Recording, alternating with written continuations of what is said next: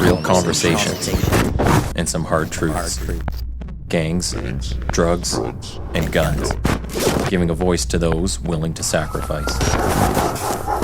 We have stories that need to be told. We have lessons that need to be taught. Protect and serve. Welcome to The Quiet Professional. Hey everybody, welcome back. Nathan Romas with you again. We are coming up to Remembrance Day, and I've got a number of guests lined up to talk about service and sacrifice. We are going to talk about their experiences in training and deployments, the memories, the people, and impacts of service.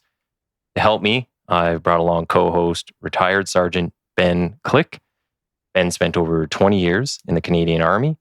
Now he teaches mental management and marksmanship for military, law enforcement, and civilians. He is the owner of Sierra 6.4 Riflecraft, and he had 2 previous appearances on this podcast, episode 16 from season 1, and he was one of the Remembrance Day episodes from 2022. And our guest today is Jake Flanders. Jake joined the Canadian Forces in 1988 with the Princess Patricia's Canadian Light Infantry. It's always a mouthful to say. In 89, he was posted to the Canadian Airborne Regiment.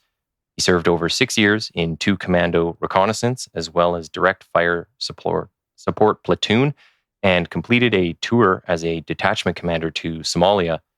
In 97 and 98, he also served as a section commander in the former Yugoslavia. Later in 98, Jake remustered to the Intelligence Corps and was commissioned into a signals officer. This was 1 month before he graduated. The War on Terror started. Jake specialized in signals intelligence and deployed to several countries, including the United Arab Emirates, Bahrain, and Bagram, and Afghanistan. He commanded troops and took positions in several other capacities, which we'll get into, but I'm sure people are sick of hearing from me. So Jake has been retired since 2014. So welcome, Ben and Jake. Hey, thank you. Hey, good to be back. I hope I hit all those points correctly. I got the years and everything lined up. Yep. You've done a ton of stuff in your career, so I can't do it justice in just a bio, but we'll get into a whole bunch of this. So, thank you for being here. And I'm always excited to talk to the veterans. So one thing I'd like to start with, if we can, is just kind of get to know you. So tell us about where you're from, growing up, and what kind of kid you were. My dad was a trucker, and so I was born in Moncton, New Brunswick, but I lived all over the country. But I consider Edmonton my home because that's where I went to junior high and high school and kind of laid my roots. And so I consider Edmonton home. Okay. What kind of kid I was? Well, I didn't grow up in a poor family, but we didn't ever own our own home. We always lived in apartment buildings or townhouses, rentals. But I think I lived a very good childhood. Yeah, you said your dad was a trucker. Anybody in the family in the military? Any service? My younger brother went into trucking for a while. Now he works for Canadian National Railway. But yeah. Okay, but anybody in the military side of things that? Oh no! Oh, sorry. The only other person, there are 2 people. One was in the military, and that was my great-grandfather on my father's side. He made it to sergeant in a machine gun battery in the First World War, and he was the commanding officer of the Princess of Wales' own regiment in the Second World War. So he got his fill. Yeah. And the only other person in the military is my cousin Sam, who's in the Naval Reserve in Halifax right now. Okay. All right. Interesting. So when we're talking about you and like where you grew up, can you tell us about yourself and just maybe whether you're, team sports guy? Are you, out in the bush and running around shooting things? Like, what were you doing? Well, like I said, Edmonton is where I grew up, so it's pretty much cold there most of the year. I'm not a team sports guy. I played hockey in grade 3, grade 4, and back then there was no divisions. Everybody was lumped into the same team, and so I was a mediocre kid. So I didn't get much ice time, and so I just grew tired of playing hockey, so I got into biathlon actually. Oh, wow. And that was an individual sport, but that's what I did as a teenager. Okay. Biathlon. I've never talked to anyone who's done this before. So how do you get involved in that? Well, I used to be in the Army Cadets back in the day, and there was an opportunity to try out for a team in Edmonton, and then from there they combined or competed, and there were provincial tryouts, and so I was a junior biathlete both years, meaning I didn't carry my own rifle. I just skied, and then when I got to the range, somebody handed me the rifle, and I shot. But I actually made the junior team Alberta. Oh, wow. What year was that, Jake? You remember? Oh, that would have been 1985, 1986. Okay. Oh, wow, man. We missed by a year because I was doing Alberta Biathlon for PPCLI. And Well, I know you know Perry Beckwith, correct? very well. Yeah. Yeah. He was one of my coaches. One of your coaches. Yeah, of course. Yeah, right. Yeah. Perry was the lead coach on our team as well. Yeah, one thing that was funny, Nathan, was I thought you're young, you're a teenager, you're like, well, this is great. I'm on Team Alberta. We went to Quebec for a competition, and I quickly learned just how many more better qualified people there were in Ontario and Quebec as I finished way down here at the bottom. Yeah. Same. Yeah. I think there's some value to a sport where, like, when you cross the finish line, 90% of your athletes throw up. Yes. That's a reality of biathlon, man. Like it's you're just going flat out for as long and as fast as you can. Well, the advantage to being a biathlete in Alberta is the cold temperature, because when you're in Quebec, everybody else is cold, but you think it's beautiful, and so that just that little bit of extra help that you get is good. Absolutely. Yeah. And training in Canmore in altitude, right? Yes. So, well, when you were training and doing all those things, like, do you find any of that, the skills or character type building pieces, like, do they translate very well into the military? Is that like a big thing that helped you get in? I don't know that they helped me get in, but what they did was I joined the military 1 month after I turned 18, and there are all these tough physical things that you do in training. Well, the one thing biathlon did was it made me realize, hey, you can do this because you've done something like this before. Okay. If that makes any sense. Something very physically difficult, you've done something like this before. Yeah. Yeah. I mean, Perry talked about the 40% rule long before it was called the 40% rule. And when you think you're physically and mentally done, like you're gassed, you're completely exhausted, the reality is you've expended about 40% of your capacity, and you've still got about 60% left in the tank. And that's that. Like I say, that's the value of a sport that makes you throw up every time you do it. Yeah. Yeah.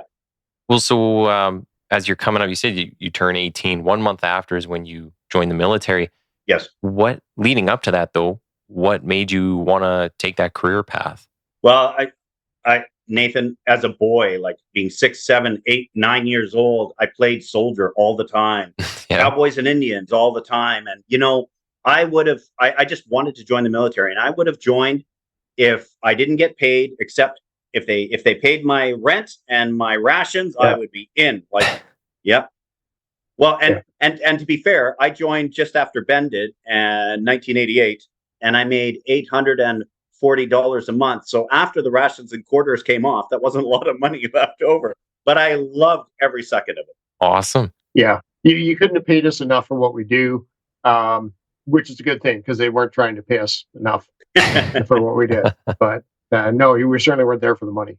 So yeah, well, you're going in, and usually some of the people we talk to on here, like they'll have, family members that are in the military and they kind of draw off of that, or they say like, I just watched too many movies and thought that's the cool thing I should have went to. So I like getting kind of that perspective of why somebody actually went in. So there was kind of a draw for you. I can think of 2 times in particular. One was when I was 13 years old. My father, who was he's passed away now, but he was very, very much anti-war. And he says, Jake, he sat me down in front of the VCR. It was a Betamax, actually. Like, we're going way back. And he says, I want you to watch this movie because this is what war is really like. It was the first time I ever watched Apocalypse Now. I was 13 years old, and I thought, oh man, I so want to do stuff like that.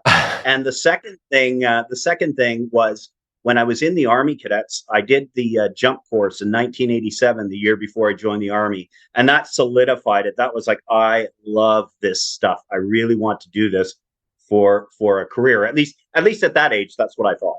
But when your dad was trying to get you to not go in, and it totally backfired. Right. Well, so when you're going that path, and then you say, okay, I'm going to join, when you break the news to the parents, what are they saying? What are they like? Well, my dad was quasi supportive. Like, he wasn't negative. My mom was like, oh my God, my baby wants to join the Army. Oh no, yeah. Oh no. And at the time I was only 17, and you had to have your parents' signature to join the Army. And she wouldn't sign. And looking back on that at my age now, I'm like, of course I wouldn't let my 17-year-old son join either. But the month, it was not even 1 month after I turned 18, the recruiting center called, and everything fell into place. And I was in the Army. Awesome. Maybe run us a bit through what the application process looks like for you. So when you're applying, what's it like in 88? Well, I initially applied in 1987. And so the recruiting office is probably like you're familiar with in the police forces that you've been involved with. So the recruiting center doesn't really give a care about what you're interested in. They're trying to fill holes, fill gaps. Yeah. And so I was supposed to be some kind of naval trade, an MSc, mobile support equipment operator, but I wanted to join the infantry. Specifically, I wanted to join the Princess Patricia. And so that's what it took a while in 1987 to finally come up with a hole that needed to be filled by the PPCLI. However, I lived in Edmonton, and at the time, Edmonton didn't have an Army base; it had an Air Force base. The Army base with the 1st Battalion Patricias was in Calgary. So this recruiting corporal flippantly said, "Well, if you were in Calgary, you'd fare much better." Well, guess what? I was 17, picked up, moved to Calgary. Oh, really? Yeah. You called his bluff on it. Yeah. Do you get when you go in, I imagine it's not like the U.S. where, you're either going to the Marines recruiting or the Army recruiting. Here, you just go in and it's whatever. Right. Yeah. It's all tri-service. And you could be recruited by a corporal female supply tech for the infantry or whatever. And even when you go to basic training, it's in Saint Jean, Quebec now, but it used to be in Cornwallis, Nova Scotia. Once again, it's all Air Force, Navy, Army put together, and it's just the basic. And it was 10 weeks, right, at Cornwallis back 12. Okay, yeah. So and it's just the basics of how to march, how to salute, what the rank systems are. You get all your inoculations, and it's very basic. But then when you go to the Princess Patricia's Canadian Light Infantry Battle School in Wainwright, that's when you get the wake up call, and that's when the training really starts. And that's battle school 16 weeks back then, Ben. Yeah, around there, a little longer maybe, but it just felt like forever. All I know is I started in the summer, and the old Quonset huts that we used to be in, they flooded 3 times. We lost multiple floor tiles. Had to polish the empty floor tile space with the boot polish until it had a glass shine. And by the time I left, it was November and freezing cold.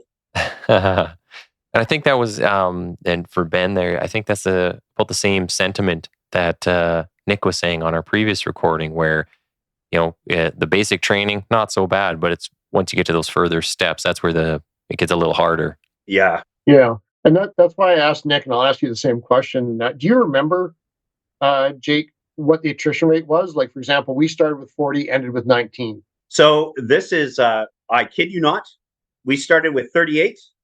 11 people graduated. 7 of us were originals. I went through battle school, and Mike Rood was recoursed into my platoon. So just to put this into perspective, Nathan, this was back in the day when the Canadian Army was supposed to be the backup to the reserves, or the backup to the reserves to the soldiers in Norway or the soldiers in West Germany. It was, we weren't in combat as often as we were in the recent past, but we were far more fit soldiers, I would argue. Better trained and fit. Than the Europeans? Yes. No. Than modern day Canadian soldiers. Oh, okay. Yes. Yeah, I see what you're saying. Yeah, it was. I mean, I think yours was a little higher attrition rate than probably expected, and I'm sure there were some people panicking when they dropped into the single digits. Yeah. And Jake mentioned recourse. That means that soldiers that, for one reason or another, usually they're injured or they haven't met a training objective, they're given a second chance rather than just thrown out of the army. Mm-hmm. So they may heal up or take some time and then be put back onto a course midway through the course. So it's not unusual. Like I said, we graduated 19 of the originals, but I think we had 3 or 4 people who joined our course from previous courses. So that's what a recourse is. Okay. And yeah, it's a fairly high attrition rate, unusually high attrition rate for Jake's course. And just to make this point, Nathan, the PPCLI has 3 infantry battalions, and it's a large group of people, like 2,450, Ben, something on paper. On Yeah. paper, but Yeah. So there are certainly many Patricias that I haven't met. However, Mike Rood was this gentleman who's recoursed into my platoon. Well, Mike Rood went to the airborne with me the same year, and then Mike Rood also went to Somalia with me.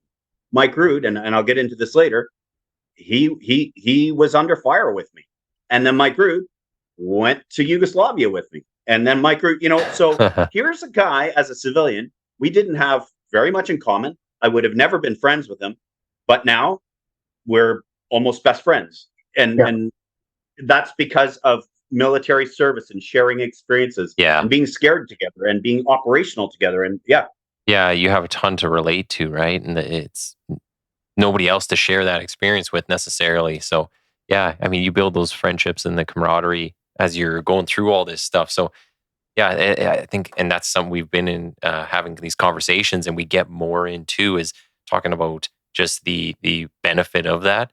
That's why I asked earlier, like, were you a big team sports guy? Because we find a lot of the people we talk to, they'll bring that team aspect into, like, they're looking for that.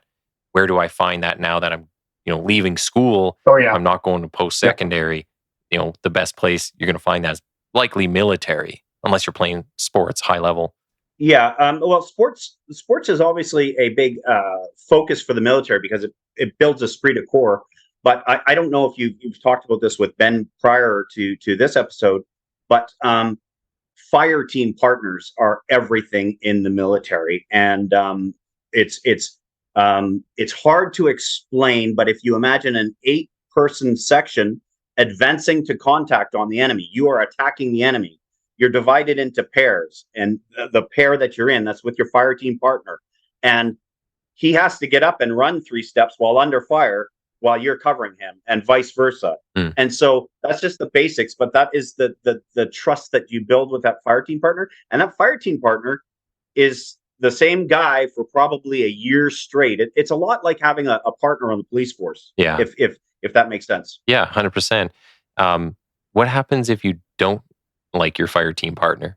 Tough luck. I was going to say, you learn to like each other. Yeah, you don't have to like them. You just have to love them. Yeah. That's one skill is you do learn to work very, very closely, intimately with literally cuddled up and spooning in the freezing weather with a person that, like Jake said, you might not otherwise even make eye contact with in civilian life had you not served together. Wow. Jake will tell an incident later probably where a group of disparate soldiers were overseas and something happened. We weren't part of the same subunit at all.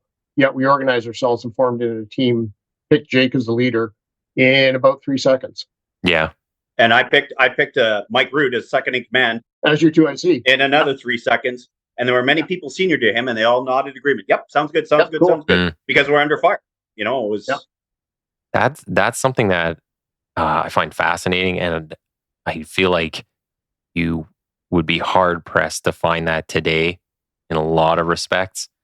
There's very little of that exists anymore. So, and not to go off on a tangent, but yeah, that's something that I would say is very hard to find nowadays. Well, maybe in the general public, but I would hope that now that Ben and I are a little older and we depend on the Canadian Army or the Canadian Armed Forces to defend us, I would hope that esprit de corps and that fire team partner mentality still exists, and I truly believe it does. Mm-hmm. Yeah, I was just in a civilian competition last week, and there were two of the snipers who came out to shoot.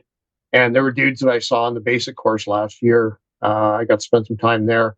And I know it's a fairly select group, but man, there's some studs. Yeah. Like there's some good people who are at least as good as we ever were. And these guys, we're in good hands, man. There aren't a lot of people in the military, but the ones that are there that I've seen are just as good as we ever were. That's good to hear. That's encouraging. So, yeah, it is. It is. So yeah, Jake, you talking about going through the application process, and can you walk us through just kind of like the start of, you get through applying and they come and say, hey, we want you. What was that conversation like? And then where does that take you off to? Honestly, Nathan, the time that I was approached by the recruiting office and then sent off to Cornwallis, all I remember about Cornwallis is the saluting test and vaccinations. That's it, because all the rest is a blur, because Wainwright was definitely a hard training session. And then from battle school, my platoon commander so there's non-commissioned officers and then there's commissioned officers. Well, there's a commissioned officer in charge of the battle school course. So you are essentially a platoon. You're not 33 men, but you're somewhere in there. Okay. Well, my platoon commander was a young lieutenant by the name of Richard Hewson. And Richard Hewson got posted back to the 3rd Battalion, where I was posted to in Victoria at the time. And so not only was Richard posted back to the 3rd Battalion, but he was posted as the platoon commander of the very platoon that I was going in. And there are 12 platoons. So that's a bit of a fluke upon a fluke that my platoon commander was posted to the same platoon that I was a member of. And he was a very, very smart individual, and I learned a ton. And I went to a rendezvous. My first big exercise was Rendezvous 1989 in the summer in Wainwright. And I learned a ton because I was the platoon machine gunner in turret gunner in the armored vehicle general purpose that he was the platoon commander in. So over the intercom system and radio, I could hear all the orders that he was receiving from the company commander, the orders that he was giving to the section commanders, and I was learning a lot more than I probably should have, but I was retaining it all. And not to mention that he was a very good, he is a very, very good person. Okay. Now, later on, a year after I get posted to the Airborne Regiment, well, Captain Houston, he's promoted captain, he gets posted in there. And we, I wasn't in his platoon, but on one exercise in Wainwright, Alberta again, I had to, myself and this other guy, Teddy Smith, were doing the reconnaissance job, and we had to lead Richard's platoon to the objective, to the ambush. And after the ambush was done, there was a certain sergeant, he shall remain nameless, who wanted Teddy Smith to get in the traces to pull the toboggan, which is a hard job. And Smith's is like, I'm not part of your platoon. I'm not doing. So we get in this argument. We're supposed to be tactical, right? So these guys are in an argument, and the platoon warrant, who at the time was Rui Amaral, comes over and says, Sergeant Blank, what's going on here? Wow, we're a man short. So I told Smith to get in the traces. He goes, Smith is a recce guy. You get in the traces if you're a man short. And you know what? And Rich Houston was there with his hands on his hips saying, yep, absolutely. And so later on, we can get into this later, but I testified at the Somalia inquiry, and I needed a lawyer. Well, it just so happened that Rich Houston got out of the Army and became a lawyer. Oh, really? Well, I knew him a little better because his wife's a teacher. My ex-wife's a school teacher. They hung out in Petawawa. So we hung. It's not normal for NCOs and officers to hang out, but we're at the same parties. So away we go. So I get Richard to be my lawyer. He came from BC, and he came to Ottawa to defend me. And then I hadn't seen him in, probably 20 years. And then 8 years ago, I was dating a girl in Vernon here, and she didn't have Facebook, and I did. And she goes, "What's Facebook for?" And it's something different for everybody, but for me, it's just to stay in touch with old Army buddies. And she goes, "What do you mean?" So I showed her a picture from 1989, Fort Ord, California, and it's the platoon. And everybody I know, their names are highlighted in blue. Everybody I don't know is UNK. But everybody I do know, if they know who they are, they populate. So I explained this whole situation. And she goes, who's that? I said, oh, that's my old buddy, Rich Houston. He's a great guy, blah, blah, blah. She goes, oh, okay. I just started dating her, and she used to work for Rich Houston. She was a secretary in a law office. Wow. So she phones his wife. She phones his wife, who was the school teacher of both her children, and she wants to find out who this Jake guy is, if he's good to go or if he's a psycho. Anyways, so I get a phone call. At I used to work at the Kelowna airport. I get a phone call in the morning and saying, "Is this Jake Flanders?" Yeah. Who's this? It's Richard Houston. I said, Rich, how you doing, buddy? Blah, blah, blah. We talked for 5-10 minutes before I found out he was a judge. Oh, wow. I said, oh, excuse me, Your Honor. Yeah. But so once again, he probably wouldn't have given me the time of day, much the same way I wouldn't have given Mike Rood the time of the day. But because we served together and because we served under some pretty tough circumstances, we're friends for life. Well, it just shows how small of a world this is. That's pretty crazy that all those things, just how they all connect. Yeah, it is. It's a very small family business.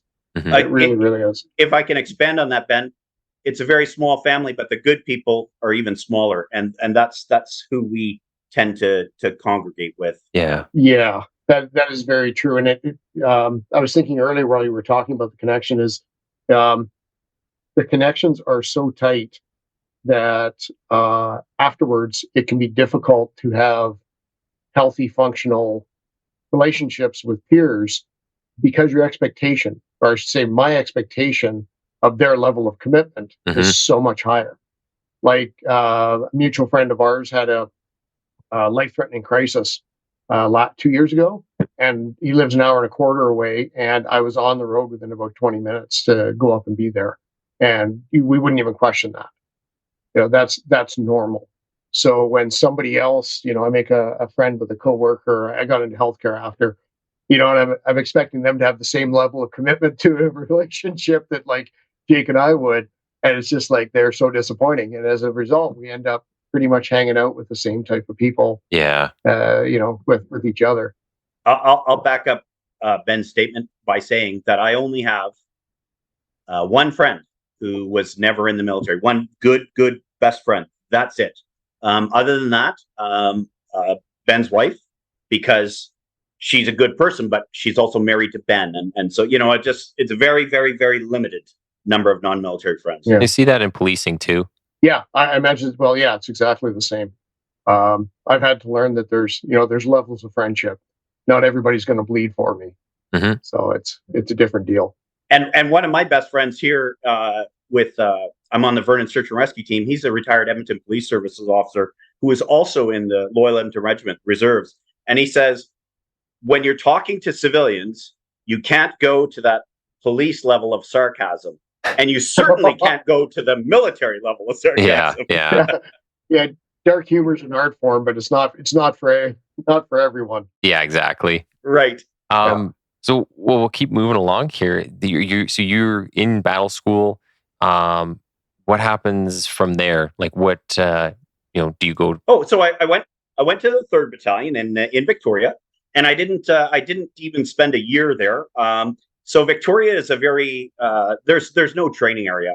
So I went on an exercise a grand total of 3 times, once north to Nanaimo to a tiny little training area, once to Fort Lewis, Washington, and once to Wainwright, Alberta. So that kind of explains it for you. Like we always had to leave. We always had to take airplanes to go places. And I was young. I was full of piss and vinegar. And I was like, no, I want to soldier. So at the time, they were asking for volunteers we had a program where we didn't have enough junior leaders. We didn't have enough master corporals. So they had this direct accelerated promotion program where you could be a private soldier, skip corporal, and go right to master corporal. So there was that option. The second option was, at the time, we had a battalion of infantry, either from the Patricias, the Royal Canadian Regiment, or the Royal 22e Regiment Canada, would send a battalion over to Europe, to West Germany. So that was the second option, was to try out to see if you could get a position with the 2nd Battalion, Patricias, going to Germany, West Germany.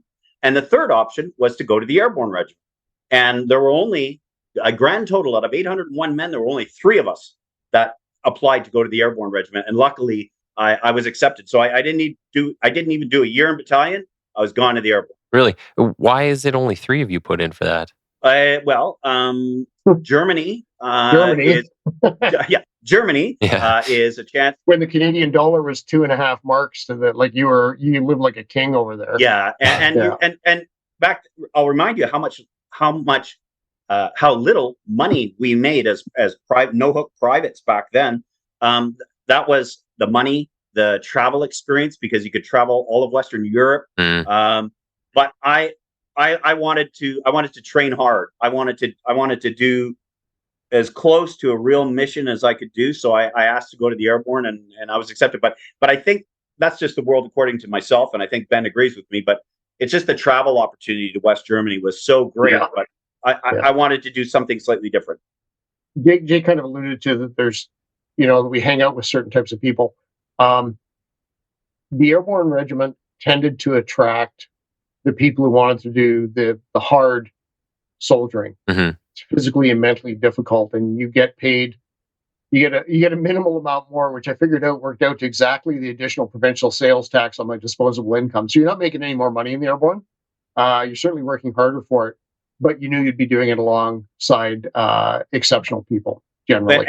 And to back up or to further explain Ben's point, so in the regular infantry, so there are 3 battalions of 801 men in the Patricias, in the Royal Vendée Regiment, and in the Royal Canadian Regiment, right? So you have 9 battalions of infantry. Well, one of those battalions will do relaxation for a year, like go on leave and all this. Then they will do a year of preparation, and then they are on deployment for 6 months, mm-hmm. or pre-deployment, and then deployment for 6 months. So that's 3 years for a battalion. In the airborne regiment, it was annual. You did all the training annually. A cycle. And so what that meant was, not only did you have to, like, all the physical fitness standards were always higher, but you got way more bombs and bullets than you did as a regular infantry. Absolutely. Yeah. The training was, I think within my first year there, we went to a training cycle that was like 11 days of like Boy Scout camp on crack. Like, you were in the morning, you were tank hunting. In the afternoon, you were setting primary explosives. In the evening, you were doing a night range. And that would be like a whole year's training worth in a regular battalion. Wow. So I kid you not, Nathan. So when I was in direct fire support platoon, after a couple of years in the airborne regiment, I was a master corporal. So I was a detachment commander. So that's 3 guys, and 1 guy is the machine gunner with a 7.62 millimeter C6 general purpose machine gun. Mm-hmm. And so that has a 220 round belt, right? And 3 barrels that can exchange. When we were getting ready to go to Somalia, there were 8 detachments, so 8 C6 machine guns, and 2 16-ton trucks loaded with ammunition. And we shot all afternoon, all evening, and all night, and just changed barrels, change barrels until we were bang on accurate. Wow. So it's like, if the Army made a beer commercial, that would be the airborne. Like, you got to do all the cool stuff. It's where we went to soldier. So it attracted that critical mass of people. And they were good and bad, certainly. Yeah. But it had the reputation, and therefore it attracted a critical mass of people who wanted to do the soldiering. Most people only went there. Most guys only went there for 3 years. Jake and I were able to eke out a lot more years than that. But generally, it was a 3-year posting where you went away and you really perfected your junior leadership skills, even if you weren't trained, because nature parachute operations, you can lose the leader. The first jump that the 1 Can Para did in World War II, they lost the colonel on the jump, and the second in command took over. The commanding officer, the whole unit. Yep. So as a bone stock trooper, you would be briefed and expected that if you were carrying the radio for the platoon commander, or if you stumbled across the dead platoon commander, well, guess what? You're the platoon commander. Doesn't matter what rank you are. And that was the nature. Yep. That was the training. And that's what we went there to do. Yeah, we had, so the subunit, 120 guys, is a commando. So before an operation, the commanding officer of the commando would brief everybody on the entire mission. For like 8 hours. And that was exactly as Ben said. If the platoon commander goes down or the sergeant goes down, you take over. Doesn't matter whether you're qualified or not. You know the plan. Away you go. Wow. And that's a level of trust that doesn't exist elsewhere. When I talked to Ben before, he was saying, because he joined in the 80s, and he's thinking, I'm going out to kill commies, and this is kind of the times. So are you coming in with kind of the same mentality? Are you thinking you're going to fight Russia? You might be going to Germany and kind of taking this on? Or? No, it was Soviet Union. Yeah, absolutely. And one thing I alluded to earlier when I was talking with Ben was just about I had the same mentality. And my first deployment, actually both our first deployment overseas to a combat zone was Somalia. And I was all like, this is going to be great. Oh, yes. And because I'd never experienced any of that before. And my eyes were opened quickly. As Ben mentioned, there was one time we were together when we were under fire. And there was a couple other times when we were not together where we were either shooting or being shot at. I was stuck in a minefield. And it kind of, it's an eye opener. And you're like, oh, okay. And then that time that Ben was talking about was in Mogadishu, actually, when we came under fire. And as much as what Ben said, the airborne was a separate cast. Everybody who was there wanted to be there, and they wanted to soldier hard. The second that they said, Jake, you'll be in charge, I was thinking to myself, man, I know I'm good, but I hope I can handle this. I hope I can do this. And I hope it all went well. But in the back of your mind, you meant like, Jake, don't screw this up. Don't screw this up. Don't. Yeah. You don't want to fail the man beside you. Right. That was your first deployment in Somalia. So when leading up to that, and as I usually ask the guests, like, what are you thinking once you kind of get those orders and they say like, hey, we're going, like, this is the real stuff now? Yeah. Fraser Eady was the major who took over the 1st Canadian Parachute Battalion in the Second World War on D-Day. So he came to Petawawa to the Christmas dinner in 1990, Ben, was it? Or 90? Yep. No, 92. 91. 91, yes. Yeah, before we went. Mm-hmm. Yeah. But we were supposed to go to Western Sahara on a United Nations mission. And we're all pumped. We're like, okay, yes, we're going. Well, we just found out we weren't going. So we were kind of really bummed out. So then when the warning order for Somalia came out, and it was a short window, everybody had this seed of doubt, like, oh yeah, sure, we're going to go to Somalia. Oh yeah, sure. And then next thing you know, boom. I don't know when you deployed, Ben, but I deployed on Boxing Day. I was like, holy crap, this is really happening. Same. Yep. Same aircraft. Okay. Yep. But you know what's funny, and this is a funny story, and I just thought of this as you were talking about same aircraft. So imagine back in the day, we used to have 707s to transport us instead of the Airbus. So imagine, if you will, the Canadian Armed Forces is not necessarily wrapping its mind around combat. They've been in peacekeeping for all these years. I'm not joking when I say all of our web gear and rifles were strapped together at the front of the 707 in a big conglomeration cluster. Yeah. And then as we're getting closer to, I think it was Mombasa? No, before it was Crete. We're going to refuel in Crete. We're so thirsty. So the stewardesses, as they were called back then, flight attendants, in their blue skirts and iron dress uniform, short sleeve shirts and ribbon bars and everything, brought us junior juice boxes because that's all they could fit. And that's the mentality. And so then we got to we finally got to Mogadishu, mm-hmm. and 2 Commando had done an assault with a U.S. unit, and then combat support, which Ben was in reconnaissance platoon, I was in direct fire support platoon, so we're in the same subunit. Yeah. Just very quickly, Jake, I'll just explain. The Airborne Regiment had 3 line commandos. They're the actual warfighters.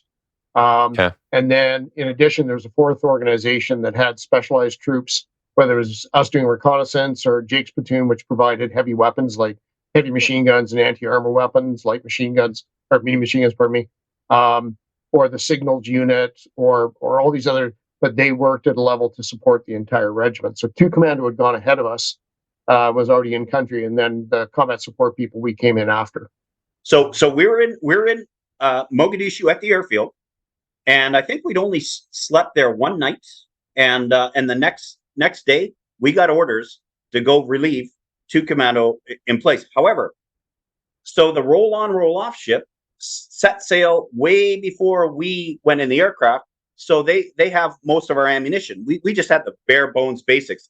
So they were offloaded Sea King helicopters bringing in sling loads of ammunition.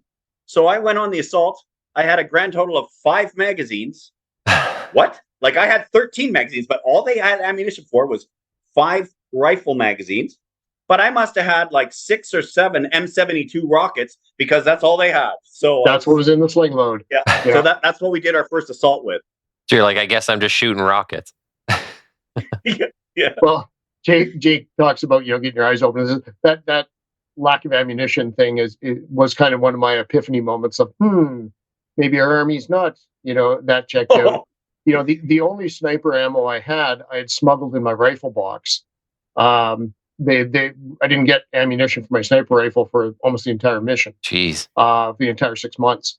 But I had smuggled some ashore, in my gear. So, that I'm like, ooh, I'm glad I did this. Mm-hmm. But yeah, it's, like Jake says, there's no bullets, but lots of rockets. It's just. But that's just how the roll on, roll off ship had it palletized, and it wasn't the ship's crew's fault. It wasn't it wasn't the Sea King helicopter pilots or navigators' fault. It was just all they had, and they knew we were leaving in an hour, so they were just bringing as much ammo, whatever they could, whenever they could. Yeah, a good example was our hats. We had because we're going to the desert. Oh, don't bring this up, Ben. They gave us Tilly hats. Don't tell the public. Right? Real Tilly hats, but they're like white, snowbird kind of hat, right? You expect to see a dude in like tall socks and short pants wearing these. But the Navy did the best they could. They dyed them on the deck. They dyed them with green, I think it was food dye. Well, of course, as soon as we got in the heat and the sweat, the green dye ran out of the hats and down our faces. So I think the Smallies thought it was like Kiss invading because we all had like Gene Simmons mascara. And, it wasn't anybody's malice or incompetence. It was just everybody doing the best they could with very, very limited stuff. Yeah. So I will just interject on Ben's point, Nathan, and I'm going to say this because I don't want to forget it, and I'm looking at my watch and I can't believe how long we've talked already. So if I went from 1993 Somalia, and we learned so many lessons, and there were lessons that we learned that it had been so long since we'd been in combat in Korea, and there was the first Gulf War, but we weren't in ground combat. Yeah. But we learned so many lessons. I would like to tell you, on my 4th tour in Afghanistan, the brigadier general was relieved of command because he was having an affair with one of his clerks. They took the second in command, lieutenant colonel, in charge. They put him in charge of the brigade for the remaining 5 months. That is how the Canadian forces changed. They took the right guy. They didn't care what rank he was, and they said, "You're in charge." And that.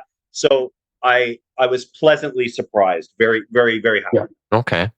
What I'm wondering too is like, so when you're saying you land in Mogadishu, and it seems like everything just happens fast. Like you land, all of a sudden you're out the next day and stuff. At what point do you kind of like get a break to say, "Wow, like I'm here"? And like Mogadishu is very different than Canada. So at what point are you like, "I can't believe I'm here"? And what's that thought process like for you? Well, you have ups and downs, highs and lows. I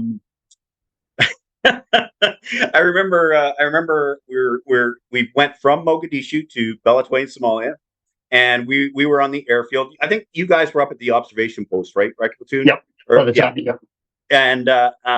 And we come under mortar attack. And I remember my platoon commander, Paul Gladstone, who was the only British exchange officer. Yes, he was the only British exchange officer with the Canadian Airborne Regiment. Anyway, the only British officer to get the Somalia medal. Anyways, he says, "Get behind cover." Well, you're trying to compute this. There's mortar rounds coming in. What is behind cover? Yeah. And Kevin Little was trying to roll up his thermarest, but there was so much dust that the valve was plugged. So he started stabbing it with his bayonet. We'd only been in country like maybe 3 days or something, and so for the rest of the tour, he slept on the ground. What? Yeah, like you're there, and it just seems like such a whirlwind. Can you talk a bit about some of the activity that you were involved in when you were there, and how long were you there? Well, I was there 6 months. Ben was there a little longer. Ben was actually one of the last people to leave Somalia. True story. Um, um, and so it was very different. And our roles changed as the mission went on. Like at the beginning, I was direct fire support, and we had 84 millimeter anti-tank weapons and 50 caliber machine guns. But then, of course, the Somalis turned tail, ran, gave up, and so we became a de facto second reconnaissance platoon because they were so short staffed and they had all these tasks to do. We would backfill them on route reconnaissance, on observation post duty, and stuff like that. Sorry, to make a little clearer picture, both platoons were essentially doing the same thing. 3 guys roaring around the desert in these light armored vehicles, painted bright white, covered in mud. Which actually worked out pretty well. But our job was, we were really lucky, both of us, because our jobs were to cover a wide-ranging area where organizations like 2 Commando were restricted to simply foot patrols at 35 to 52 degrees in the city. Jeez. You know, they might have that as their sector. So we had pretty good jobs. Yeah. And just to put that into perspective, Nathan, when Ben's talking about going out in these armored vehicles, we were doing route reconnaissance. So these maps that we had of Somalia were old Soviet maps. And the only thing on these maps were the blue grid lines and bodies of water, or where water would, that's it. No roads, no hills, no forests, no anything. And what you have to understand, so we are going along and stopping every kilometer and a half or so to record GPS coordinates. Well, back then, GPS had just come out, and it was operated by the U.S. military. And so Canada was the first country outside the U.S. military to be entrusted with GPS. So we had, was it the Magellan system? So in all honesty, sometimes it would take 20, 25, 35 minutes to get a 3 satellite fix of your position within 100 meters. And that's when, if you can imagine, going down the road, doing a road reconnaissance, marking it on the map for the other commandos to use on their patrols. That's when you ran into minefields, and you'd have to wait, be cleared by the engineers who would come and pull your vehicle out, and away you'd go again. Yeah, that would be insane. I thought you were going to say, like, yeah, you got to stop, and wherever you're stopped, that's where you start taking fire. You're like, every time we stop seems to be the time and the place where somebody else is set up. No, but I'll tell you, you do get good at recognizing the road goes, and then all of a sudden there's this track that all the donkeys and farmers take. You probably should take that track and not go down the road. So in Somalia, like, are you stuck? I'm guessing you had an experience or two of being stuck in a minefield? Once I was stuck in a minefield. And it was funny. It was, we had an Italian company commander and sergeant major coming with our section just for the sake of, hey, we're going to go with the Canadians today. Hey, we got stuck in the minefield with them. And the sergeant major was so mellow. And I just to explain, a sergeant major is the senior non-commissioned officer of the company. He is there to make sure that the junior officers are trained properly and that all the warrants and sergeants are acting properly. Like he's the hammer. Like grandfather, but rules with an iron fist. So this sergeant major gets out on the back of this armored vehicle, starts making a cappuccino. It's like, hey, cafe, anybody cafe? You know, and it was really good to have him there, because you're in the middle of a minefield and you're kind of like, like can't even go to the bathroom, like off the vehicle. But just having that guy making cappuccino was like, it was awesome. That's leadership. Yeah, exactly. That is leadership. Yeah. Well, and you know what? It just brings the level down, right? Like, everyone might be up here and you want to bring them down a little bit. So let's have some clear thinking about what we got to do and how to get out of this. So you said you were there about 6 months in Somalia? Yep. And can you kind of walk us through, so you do your deployment, and then what happens after Somalia? Do you come back to Canada, or are you off to the next thing? No. So in the Army, there's when you do you do up to 6 months pre-deployment training, then you deploy, and then you have 6 months where you're just relaxing, and so you just do regular routine activities. Excuse me. But as Ben said, we're very fortunate to spend. I got 6 years out of there, and you did 7, right, Ben? Yeah, 7.5, something like that. Yeah, and it was, I didn't know it at the time, but it was because I started out in 2 Commando, went to reconnaissance platoon, then went to direct fire support, and then back to 2 Commando, and that kind of that worked out. We hit out. Yeah, we hit out. So yeah, I didn't do any more deployments. I left the airborne. It was pretty mellow. I left the airborne, and I was posted to the Command and Staff College in Toronto, and I had a permanent military quarters in Oakville that I lived in, and drove that long 52 kilometers in and back every day on the 401 and QEW. I did that for a year, and then I was posted back to the 3rd Battalion, which had been relocated from Victoria to Edmonton. And that's when I saw Ben again, and it was all good. And I was promoted to sergeant, and that's when I did my tour in Yugoslavia. It was a long tour in Yugoslavia, but I was from Charlie Company, 3rd Battalion, Princess Patricia's. But this is during the Jean Chrétien years, and the Army was so broken and pay freezes and undermanned that our company was attached to the Lord Strathcona's force for their tour of Yugoslavia. So just to be clear, Jake, you're now peacekeeping. I mean, our first tour was chapter 5, chapter 7, whatever. It was peacemaking, and it was good in that if there was a problem, we just went and killed it. And pretty quickly they're stopping problems. Yeah, well, I was on the former Yugoslavia tour, so it wasn't quite peacekeeping, but it was not quite like Somalia was. It was kind of. Oh yeah, you were a NATO mission. Okay. Yeah, it was a NATO mission. It was more like peacemaking. To give you an example, Nathan, every day in Somalia you were on your toes, and there were times you were scared, there were times you were ticked, but in in Yugoslavia, as in the infantry, as a section commander, so you're in charge of those 8 guys.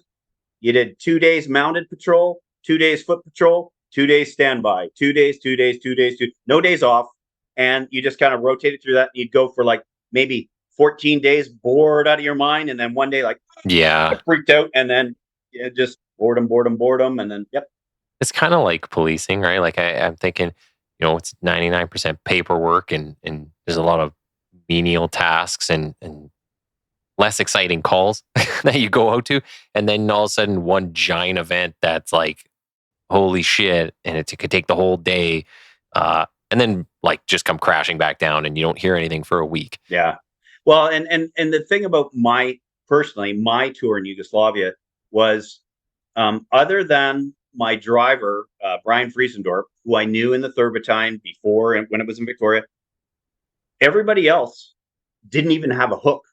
Didn't have a secondary course. It was a very, very junior section. For example, there was one young private that I had named McIver, who could really shoot well. Every time we went to the range of 0, he could shoot well. And so we would go on blocks when we were on foot patrol, and I'd always have McIver in the 2nd block. I would be in the 1st. And so if ever we got into a situation, I'd get McIver to fan out, make sure there was nobody behind the subject, the target, and he was going to be my marksman. So this went on for probably a month and a half, and then we went to the range to check our zeros. This guy couldn't hit the broadside of a barn, and I'm like, McIver, what's wrong? He goes, I don't know, Sergeant. I dry fire, I practice, I clean my rifle, I take my scope off, I clean it. I'm like, no. Tell me you didn't take your scope off, but he didn't know any better, right? And that's what I mean. I had very, very junior soldiers. For example, and that's the only story I'll tell about Yugoslavia because, anyways. So on the 2 days standby, we get company commander, company headquarters calls down.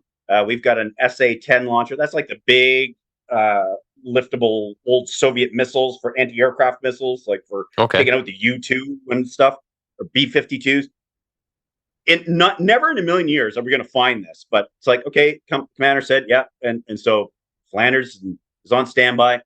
So my second in command was a guy I used to know from the airborne named Tim Nathan, and so we're going off, and so this area that we're going around was Todorovo in Bosnia, in the former Yugoslavia, and so there used to be um, uh, Croatians, and then it became Serbians, and then was Turkey, and the Serbians were Bosnians, and then Turkey. And the reason the Bosnians lived there is because they happened to be Muslim, and the Turks wanted them there way back in the day as a buffer, right? So we're driving north on this road that isn't on any patrol route. None of the houses are occupied. It's like 10 o'clock, 10:30 at night, darker than Hades. And we have the night lights, like very dim lights driving.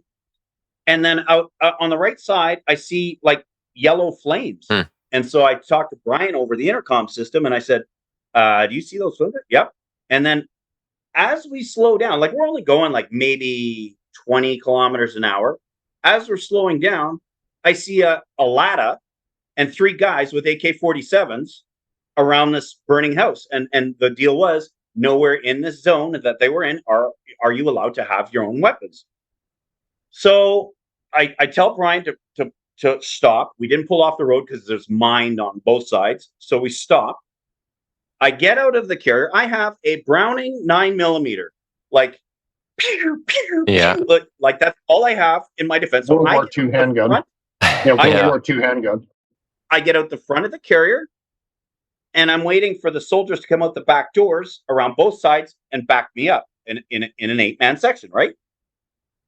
So there I am with my Browning 9mm, 3 guys with AK-47s, like 20 meters away, who are looking at me like deer caught in the headlights. I'm like, what seemed like an eternity. Where are my soldiers? Where are my troops? I see white light out the back of the armored vehicle general purpose, and it's supposed to be red light or no light at all. So the guys with AKs get in their Lada, and they take off north, and we're not allowed to not pursue. Yeah. Go any further north than a certain line. So I put my Browning back in, and I go to the back of the armored personnel carrier. What the is going on here, troops? They were so junior. They were looking at the master corporal, who was laying around on the ground rolling, because at the exact time the armored vehicle general purpose stopped, he put his rifle down and went to go grab night vision goggles, and his neck cracked on the back of the turret, and he had a broken neck. Oh. So he's rolling around on the ground, screaming in pain. Jeez.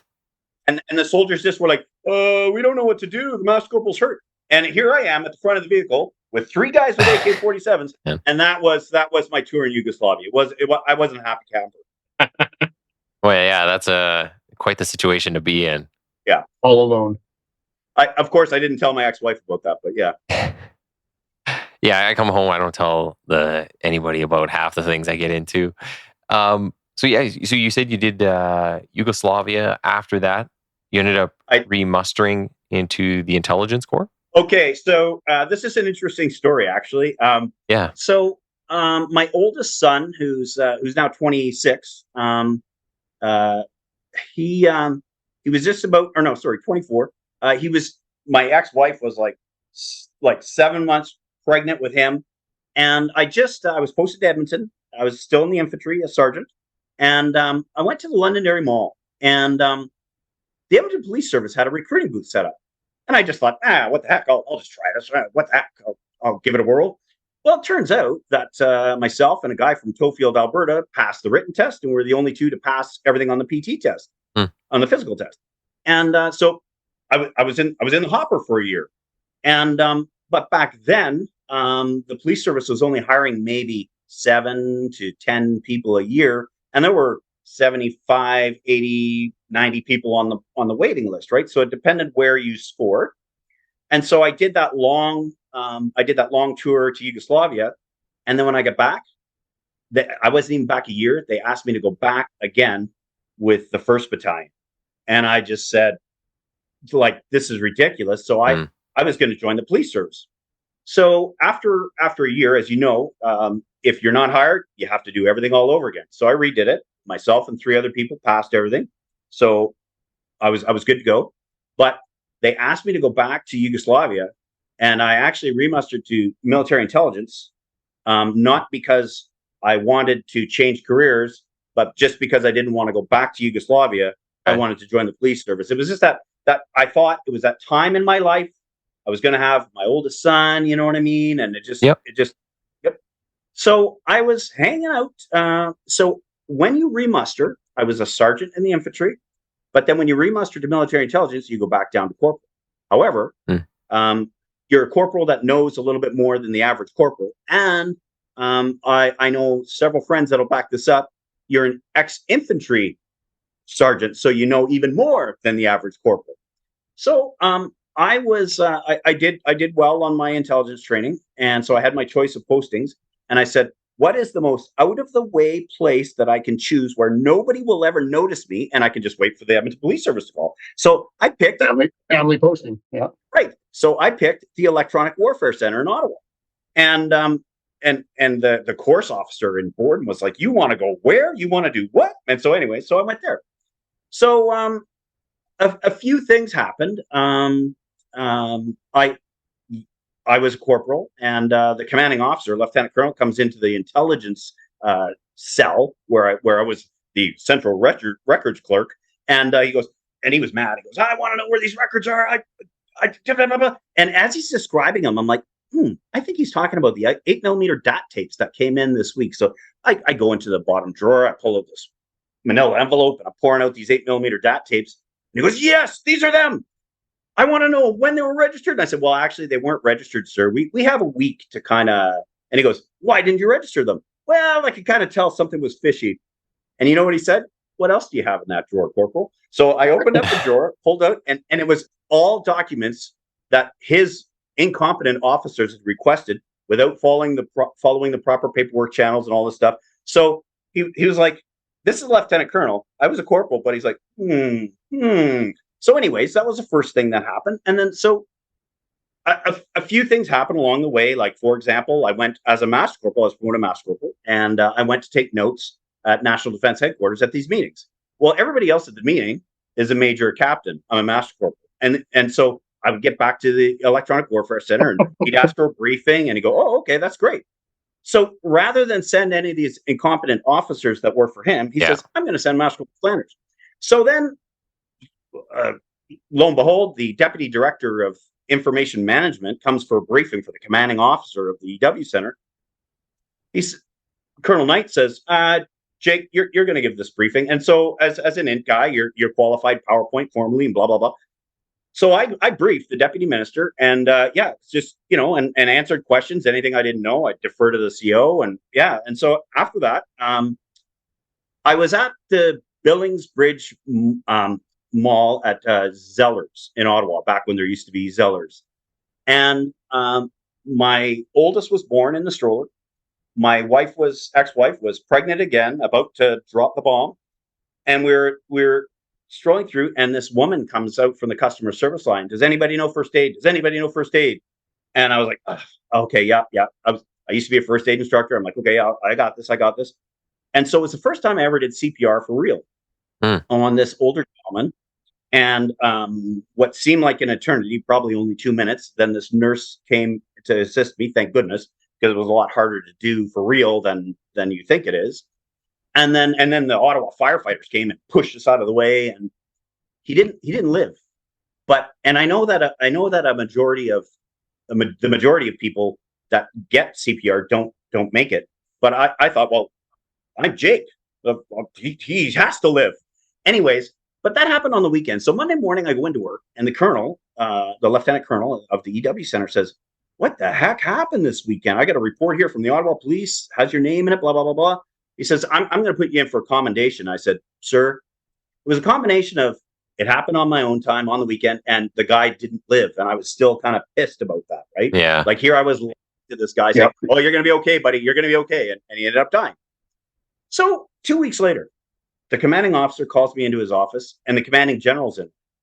And he says, we want you to go for commissioning from the ranks. And what that is, and I'll just explain because it's a term that's often misapplied in the military, but commissioning from the ranks, you as a non-commissioned officer cannot apply for it. You have to be nominated by your commanding officer, unless fewer than 1% of all non-commissioned officers get commissioned from the ranks.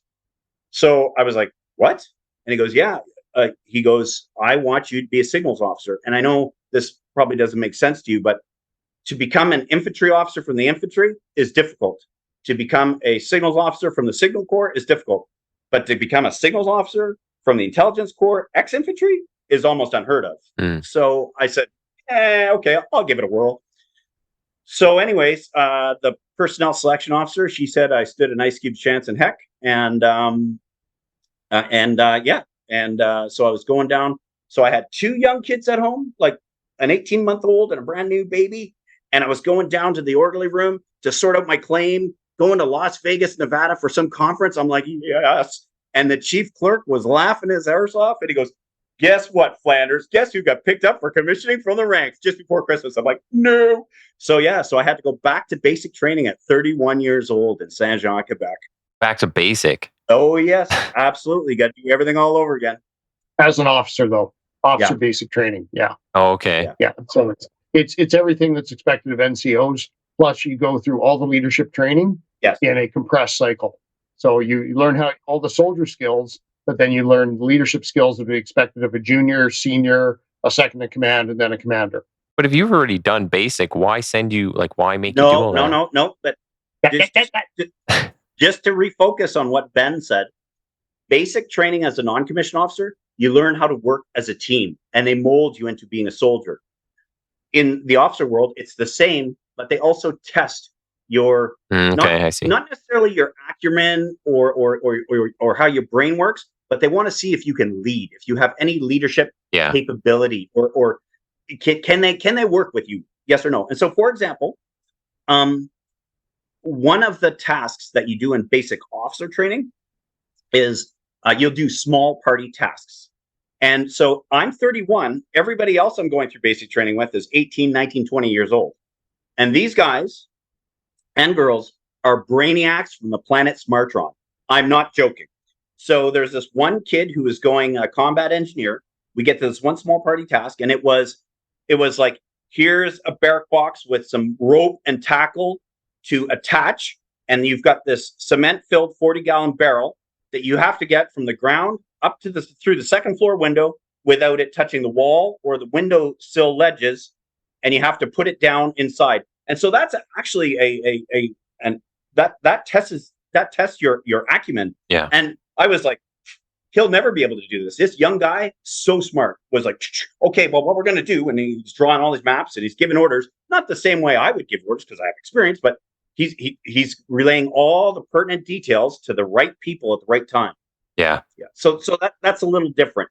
I wish, man, they need something like that with the police. Jeez. Because it's like a little written test and an interview. So they need to actually have people show their leadership skills. That would be actually a good idea. And so what you're saying is, like, you go back, it's basic training, but you're doing different tasks than the guys that are non-commissioned. That's correct. Right. Yeah. Right. But you still do some of the same basics. You still have to wash, iron your uniforms, polish your boots and shoes and all that stuff. And so I'll tell you a funny story. This is the old CFR talking, right? So I know from basic training, from my infantry section commander's course, and from all these things, I understand that there are only 2 items that if they're dirty, you can be charged for.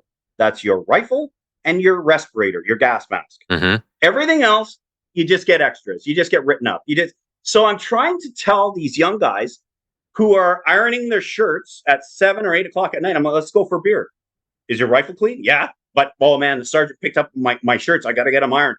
He's not going to check your shirts tomorrow. He knows you're going to re-iron your shirts. So I'm trying to explain this to people. So finally, I get the guys to start going to the mess with me more often, because I think it's more important to be at the mess and discuss things and teach these young folks some of the things that are important and that I've learned over the years through experience. Well, so I said the only thing that can be dirty is your rifle or your respirator. Well, so the next morning they inspect everybody's rucksack. So they open up the valises.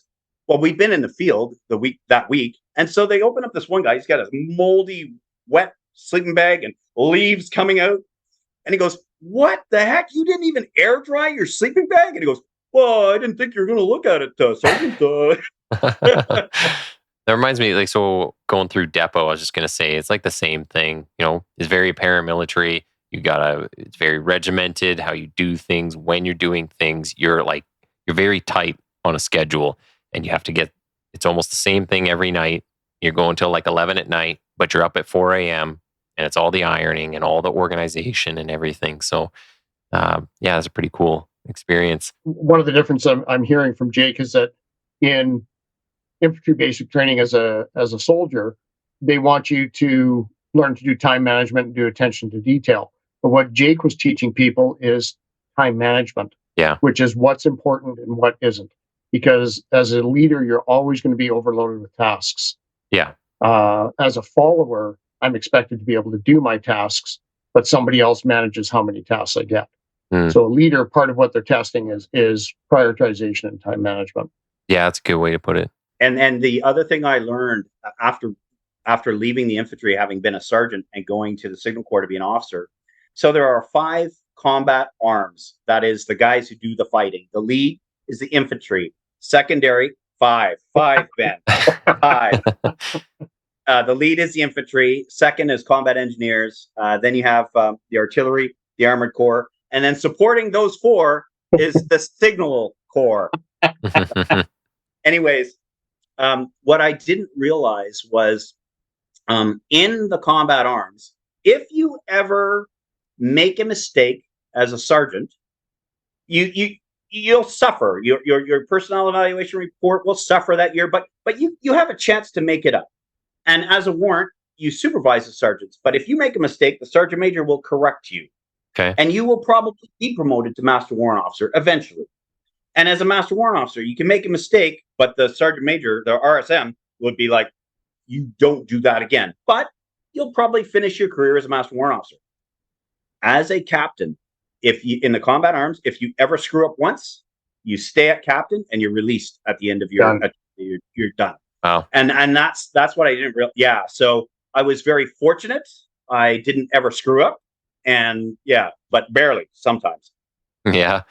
Well, and one of the things I'm wondering is like, so as you're a lot of this stuff seems like it kind of happens beginning of your career. You're not like super, super far into it, but do you have anybody that is really kind of like bringing you along, maybe kind of like leading the way a bit, or anybody that you found really inspirational to this point?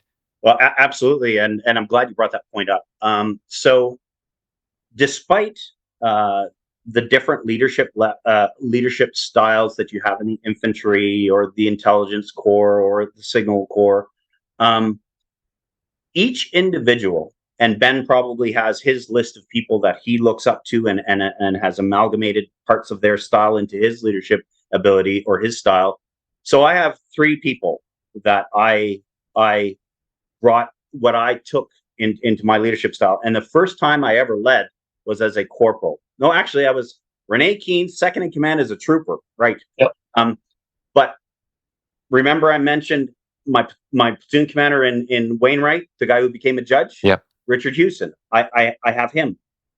Master Corporal Renee Keenes, who was the area regimental sergeant major. I have him. And the other guy is he's passed away now, but Steve Mitchell, who was he was your section commander. 100%. Those are the three people in the infantry that I learned my basic leadership skills from, whether I was a sergeant, whether I was an officer, whether I was a major. My basic lessons I learned from those 3. However, it's funny that you mentioned that. Was there anybody up?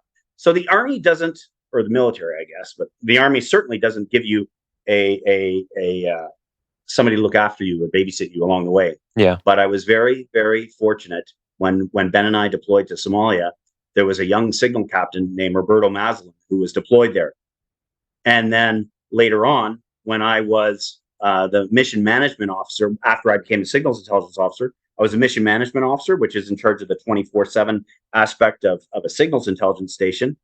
Who was my commanding officer? Lieutenant Colonel Maslin. And then later on, after I became a major, and I was very luckily selected to be the operations officer of the group, like in charge of 2,800 people, who was the full colonel? Maslin. Okay. So and he is a very good leader. He's out of the army now, but he's a very good leader, and he babysat. Oh, actually, and Lieutenant Colonel Maslin, when he was promoted brigadier, I worked for him at Director of the Land Support. I know you're going to find this hard to believe, but a commission from the ranks guy was in charge of the intelligence, surveillance, target acquisition, and reconnaissance project for the Canadian Army. I couldn't even say that sentence. It's very Army-esque. Yeah. So what he's talking about is, so he's talking about he was in charge of all the information that would be processed and become true intelligence. He was in charge of all the gathering and processing for the Canadian Forces. For a guy who used to be a corporal in the airborne. Yeah. Not too bad. Yeah. But I never screwed up. That's the main thing. Yeah. Or never got caught screwing up. No. I won't admit that live. No. But just to reinforce Ben's point, or to help explain it to civilians, all the other majors that I was working with, where I was in charge of the intelligence dissemination, had their master's degrees or PhDs. I didn't. I just had high school and 2 years of university. Wow. Looking at like some of the bio that you provided here. So when you became the specialist in signals, so now you're the specialist in signals intelligence. Yep. You had a bunch of tours or deployments. You went to UAE, Bahrain, Bagram, Afghanistan. When you're kind of going around to these places, like how long are you spending in these places, and what can you tell us, like vaguely, if you have to, what exactly you do there? So my first deployment was to the United Arab Emirates, and it was only for a month to month and a half, to replace a young officer whose mother was just found out she had cancer and was dying. So I was only going there just to be a placeholder until the next qualified person came over. So I was a lieutenant, unqualified, but I was the only guy they had. So they sent me over there. And then the commanding officer of the base was also the commanding officer of one of the Hercules squadron. And he says, well, Lieutenant, before you leave, I wouldn't mind a written report on what you've observed. So I said, I told them the honest goods. And as Ben knows, I don't pull any punches. And so in there, I said, the officer should probably be replaced with a master corporal or sergeant, because that would up the ante of the production. And a master corporal or sergeant can supervise. We don't need an officer. Mm-hmm. And so this lieutenant colonel's reading this, and he's like, so what you're saying is you're shooting yourself in the foot? I said, I'm just telling you the truth, sir. And he says, I have some concerns about what's going on with the naval logistics people in Bahrain. Are you willing to take a trip there? So I said, sure, sir, sounds good. So I went to Bahrain, and it was even worse. The naval logistics was, anyways. So the Canadian fleet would rearm and refuel in Bahrain. And so this is important war fighting type activity. The Canadian headquarters was an entire floor of an apartment building, and it was all used by very important people coming. So they had 5 Canadian Navy personnel posted there, only 2 of which were supply. The other 3 were all for the VIPs. So I wrote all that up and gave it to the CO of the airbase in the UAE, and he goes, holy crap. So they fired the 3 non-logistics people and put logistics people in there. And so word got back to Ottawa, and the commanding officer of the signals intelligence station, the main signals intelligence station, said, Jake, we're hearing some things coming back from theater that are you're kicking ass over there. And I said, I'm just telling the truth. And he goes, so we have a position open in Bagram. It's an American NSA billet, but the Americans are just short people. So if you wanted, you could go there. So I said, yeah, sure, sounds good. Okay, so I'm going to stop just there. What he's talking about is the National Security Agency, which is the umbrella organization that covers all of American intelligence gathering. This is a prized plum opportunity that's offered to the top level conventional officers. It's almost never given to. It's not something you would give to a commission from the ranks ex-sergeant. Yeah. Unqualified lieutenant. So, anyways, Lieutenant Army. Yeah. So I did the last 4 months in Bagram, and I actually the girl in charge of the team was actually a Kiwi captain because the Americans were so short people. Yeah. So yeah, but that was good. But I was in the rear with gear, not in the front at all. But it was good. It was a good eye-opening experience for me. And man, I'll tell you, I won't get into specifics, but a lot of Canadians don't know just how capable our signals intelligence, not just capability, but our processing, the people involved, how good they are. And I would say that we are just as good as what the British have at GCHQ. Not nearly as good because we just don't have the capacity as what the Americans have at the National Security Agency. But I'm very, very proud, and I had my eyes opened in Bagram. And is this so this is like signals intercept, like you're picking off stuff in the airwaves and stuff? No, I won't get into detail about that, but yeah, it's high level stuff. Okay. When you were there, like you're saying, there's a bunch of people from different countries now because the Americans couldn't fill spots. So, and I imagine throughout your career to this point, you had come across other countries that had sent armies or people that you're training with. Do you find anyone in particular that really stood out as like kind of being an exceptional country or a group of people to work with, or anybody that was particularly bad and you're like, wow, they really didn't send their people with anything good? No, it's different on every tour, right, Ben? And it's different every experience you have. But what I will say is on my second tour to Afghanistan, I was the electronic warfare troop commander. And electronic warfare is kind of what the military uses every 48 hours, like radio communications and that sort of thing, like to decrypt that, translate it. And so I was the electronic warfare troop commander. So I was in charge of a 33-person group. But on that tour, the New Zealand Army, their electronic warfare troop, didn't have the training capability to give them all, because the Americans, the Brits, the Australians, the Canadians, and the Kiwis all have the same standards of training. So they couldn't do the what's it called, Ben? The certification at the end of training when you go to Wainwright or whatever, and they sign you up as you're good. They sign you off, yeah. Yeah. So they didn't have the training capacity in New Zealand to handle that. So I actually had a section of Kiwis in Kabul, Afghanistan, under my command, and I was signing them off on training, and they weren't allowed to leave the wire. And but really? That was a unique experience. And so I won't get into any of the negative aspects, but that was one of the positive aspects. I'm kind of a glass half full kind of guy. Yeah. When you were over there, one of the things you were talking about, mentioned in the bio here, and I think you said it in the part there about the intelligence, surveillance, target acquisition, and reconnaissance. So I-STAR Squadron. Yep. So that's a company-sized group. It's a little larger than a company because there's so many. So there are reconnaissance armored vehicles that have electro-optical night vision scopes that can see like 16, 20 kilometers out. And those are armored personnel. So there's them. There are artillery people who are counter battery fire. So when the enemy is shooting rockets at us, they have radars that can look for the direction and launch position of the enemy rockets. Yep. And there are let's see what else. Oh, there's an intelligence all source intelligence cell. They just pretty much stay static.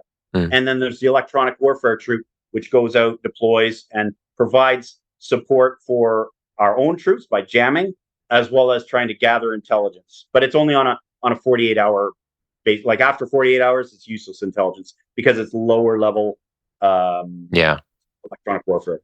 One thing I wonder too is so you're on a lot of deployments and you're kind of bouncing around. What's happening at home for you? So is this wife and kids are back here? Ben and I have talked about this many times, and it's funny. We get medals, and I know Ben will agree with me. We didn't seek to earn any of them. We just happened to be there, and you don't have a choice. You just go. but our wives, they deserve so much credit beyond medals that soldiers get for 100%. watching the home front. Like when I think of Ben's wife and my wife looking after our children when they were younger, and like it's just what they do is absolutely incredible. Yeah. So much so that the government recognized my wife with one of the anniversary medals a few years back just for putting up with me. Yeah. And it literally, like a joke, but literally it was to recognize the sacrifices she and other military spouses have made. It's a huge, huge deal. Even just as a plain old infantry sergeant, I was gone 85% of the time for 4 or 5 years. Wow. My 5-year-old son, whom you know, was being tucked in one night, and I was in Kosovo, and I got a message saying I'm going on this career advancement course, which was good because I didn't even know when I was. Oh, look, I'm going to go back to Canada. I didn't even know I was coming back. So I was home for 2 weeks, and then went off in this 4-month training course after being away for 4 months operationally. And my son's being tucked in, and he asked his mom, he asked my wife, he says, "When's Dad coming for another visit?" Mm-hmm. Yeah. It says visit. Because he thought I didn't live there. Yeah. And he was right. I assume we're talking about the same boy. He stayed over at my house when your wife went in to give birth to the twins. That's right. Yeah. Yeah. So Jake and his wife took care. So yeah, it's a whole nother battlefront. It's what they do is incredible. Yeah, 100%. You even see this, and Ben, we were saying this kind of on I think after our first recording today, just even being in policing, like you're not gone overseas and you're not gone for months, but even within 24-hour cycles, and like if your kids are at school and then, you're off that time, maybe you're sleeping, then you're gone before they get home and you miss them at night. And then you do that like 4 days in a row.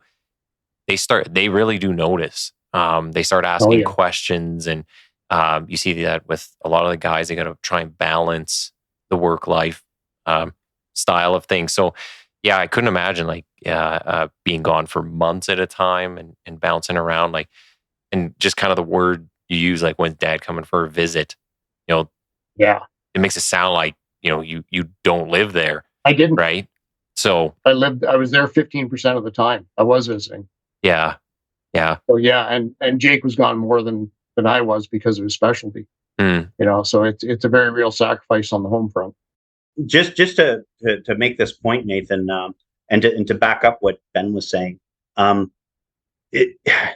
we didn't seek any of the medals or anything that we have. We were just deployed when we were told to deploy, but at the same time, we're a breadwinner and we have kids, and it doesn't matter if your eyes were opened on your first deployment to Somalia. You know how bad it's going to be, but you have to go because you have to make wages. You have to fulfill a career. And yes, don't get me wrong. There's some parts of it I loved, and I regretted getting out, but at the time it was the right thing to do. But at the end of the day, you just have to imagine you've got young kids and you're deploying over here. Well, if I want to keep my job, I guess I got to deploy.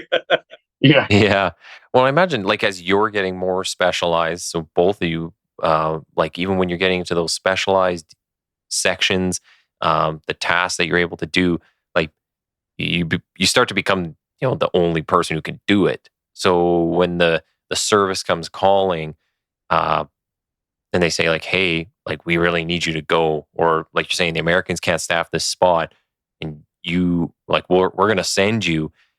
There's part of you that thinks I don't want to let them down, but I don't want to let my family down, but they really need me. I'm the only one who can do this for the country, or one of the few who can do this for an entire country. So it's a weird balancing, weird dynamic. I never thought of it quite from that high level, but I totally agree with what you mean. It's you've got the worry from your family on the home front, and you're worried about that. But at the same time, yes, you realize that there's only so many people that can get this job done. But on my third deployment to Afghanistan, I was attached to SOFCOM, Special Forces, and trying to think of what I can say. So I was there to sign for all of the signals intelligence gear in regional command south, so the Kandahar Herat area, off of the National Security Agency on behalf of Canada, not on behalf of the Canadian military, on behalf of the Canadian government. So remember when I said before that you always had a fire team partner in the combat arms? Yeah. This is one time I didn't have a fire team partner because I wasn't there as a soldier. I was there on behalf of the government of Canada. So this is the second time this is the first time I was in Kandahar. So I'm trying to find the American brigade that's responsible for this one fire base up in Kalat. And I'm wandering around. I'm checking the stock on this. And so everything I check off, if it matches, Canada will sign for it from the American government. And so it was really it wasn't a fun task, but it had to be done, and it had to be done correctly. So anyway. So you were sorry, Jake, just in plain speak, you were administratively accepting ownership of some sensitive electronic equipment, essentially, right? So there was essentially 2 CCANs of this electronic gear at Firebase Kalat. And I'm trying to find the American Brigade group that's responsible for Firebase Kalat. So I find it, and I wait, and I get into the operations office, and I said, "Yeah, you guys are responsible for Kalat?" Yep. You'll need to speak to the operations officer when he comes back from lunch. Anyway, so the operation officer comes back from lunch. He says, I've got those 2 CCANs from the agency you're talking about. They're at Kalat. Yep. Well, you can get there one of 2 ways. I could send you by road, by vehicle, not recommended, or I can send you by helicopter. And I said, well, okay, helicopter sounds good. And he says, the only thing is they only get resupplied like once a week, maybe a little less, but so you'll have to stay there for a week if I send you by helicopter. I said, no problem. I'm not on a schedule. So, anyways, so I go by myself without a fire team partner, go by myself out to Firebase Kalat in a Chinook. I land, I talk to the U.S. Army captain, get my in-shop brief. And he says, part of the briefing, the intelligence briefing, is they get hit almost every night. There's pot shots by the Taliban. Once in a while, the Taliban actually attack. Because Kalat is on the ring road that goes around Afghanistan. It's just northeast of Kandahar. And anyways, so I'm like, yeah, okay, whatever. So anyways, first 2 nights, like I was done taking stock of what was in the 2 CCANs within the first morning. I sent the word back. I had a classified satellite phone, sent word back. Yep, no problem. This one checked off. So now I'm just like, bored out of my mind, hanging out in the canteen, watching movies, DVDs, and with the guys getting the young American soldiers. And then on the 3rd night, the Taliban actually attacked. Like they attacked hard, and so I go to the command post and I tell the captain. I said, "Hey, dude, I was a captain at the time. I said, dude, I'm a signaler. I can help out with signals, but I used to be a sergeant in infantry. So whatever assistance you need." And so not even a half an hour later, he's like, "Well, actually, the landline's cut out to one of the outposts. So if you wouldn't mind being a runner, going back and forth, that'd be great." I'm like, "Yeah, sure." Not thinking, but Ben, you understand at the time, you're like, yeah. So paint the picture. This is a like you would see in a movie, a rugged, isolated outpost. It has a central command bunker, and then out on the wire on the edges of the camp, it has several machine gun bunkers. And normal communications is done by field telephone, but because of the attack, the wires have been cut. So the runner's job, which sounds pretty generic, is to physically run from the command bunker across the open spaces under enemy fire and talk to the people and communicate information back and forth with the people who are in the machine gun bunkers. So remember, Jake at this time is a highly specialized signals officer, of which I'll point out there are probably just a handful, I understand, who were cleared and trained to do what he was doing. And yet he was willing to go what we generally use expendable privates for. Yeah. That's leadership. So yeah, on the 5th time when I was running out to the outpost, a rocket-propelled grenade was launched and came in and hit in the corner of the sea container and the HESCO bastion, which is the large material and metal-lined bins that hold the sand. It's the modern-day version of sandbags. They're a lot larger. Okay. So the rocket-propelled grenade hit right in the corner between the Secan and the Hescobastians, just as I was running out. So I'm like, and you go deaf for a minute. You're like, whoa, that was close. And then you keep running to the outpost because that's where you got to get. And so I got the information, got the update, went back to the command post, and there was a sergeant who was like, holy fuck, sir, are you okay? I'm like, what do you mean? I looked down at my right arm and it was covered in blood. And I started to go woozy. I was like, because, shock starts to set in. And so I was wounded by an RPG. Now, Ben and I discuss fate all the time, but I believe in fate, because if I had been a half step more forward, that probably wouldn't have nicked my arm. It would have gone through my neck. Jeez. So yeah, good choice. Yeah, I say there's a lot of that, I imagine. So if I wasn't as fat as I am and as slow of a runner, it's that comes up so much though. Like you think there's got to be a ton of those times throughout your career, even just when you're talking about the minefield earlier. Like you could have gone an inch one way, an inch another. You never know. You might have hit something that kind of was the end of you or the entire team. So you put yourself in those situations, and you definitely have that increased risk. Just want to make sure we kind of get things in here because I got about 20 minutes or so left.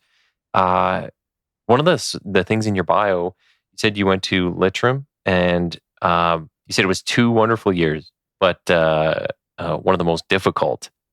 So wondering if you could tell us just a bit about that part of your career. Absolutely. So I was interviewed along with 6 other majors to be going for the operations officer position of the CF, Canadian Forces Signals Intelligence Group. It's called the CF Information Operations Group. So this is where you're the operations officer in charge of the 3 subunits operations officer. Now, I was the junior guy out of the 7 of us, and I didn't tick all the boxes. I didn't do exchange officer at National Security Agency. I didn't do exchange officer at Annapolis, Maryland. I did kind of the hard things, and I didn't have a master's degree. I didn't even have an undergrad degree. Mm-hmm. Whereas all these people they were the glory boys. And well, there was one girl and the rest were boys. And I was commissioned from the ranks. So I stood not a good chance of getting this position. However, I was the last person interviewed.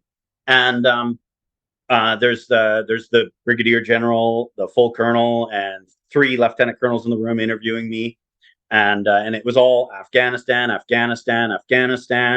They're starting to think about pulling out. And I gave all the right answers, the same as everybody else did, but I was done earlier than everybody else that was interviewed. And the colonel says, "Well, we're done a little early. Did you have anything else to add?" And I said, "Well, I thought you would have talked about this one system, and I can't name it, but it's on board the frigates, and the frigates from both coasts. We have a certain number of systems, certain number of spares, and a training system.